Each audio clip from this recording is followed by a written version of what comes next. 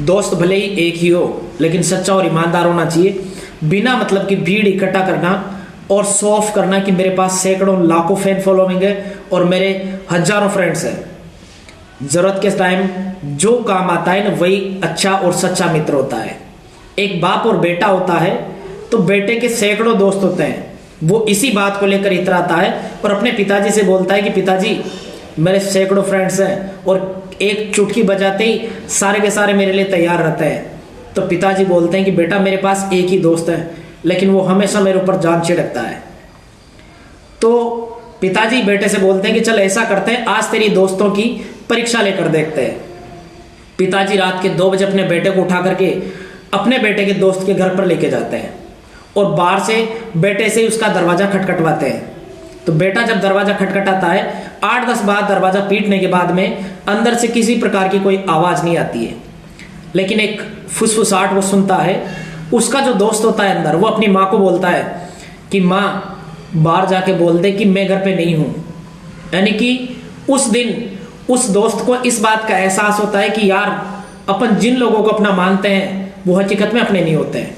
फिर उसके बाद में वो बाप उसी समय अपने उस दोस्त के पास लेकर जाता है अपने बेटे को और रात के 2 बजे अपने दोस्त का दरवाजा खटखटाता है। दोस्त उसकी आवाज सुन करके बोलता है कि 2 मिनट रुक जा भाई, आ रहा हूं अभी। वो अपने एक हाथ में एक थैली लेकर आता है जिसमें पैसे भरे होते हैं, दूसरे हाथ में एक तलवार लेकर आता है।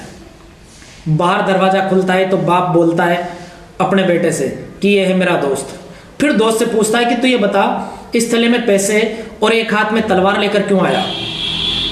तो उसका दोस्त बोलता है कि मित्र मेरी बात सुन, रात के 2 बजे अगर तू मेरे दरवाजे पर आया है तो जाहिर सी बात है आदमी जरूरत के समय ही दरवाजे पर आता है इतनी रात को।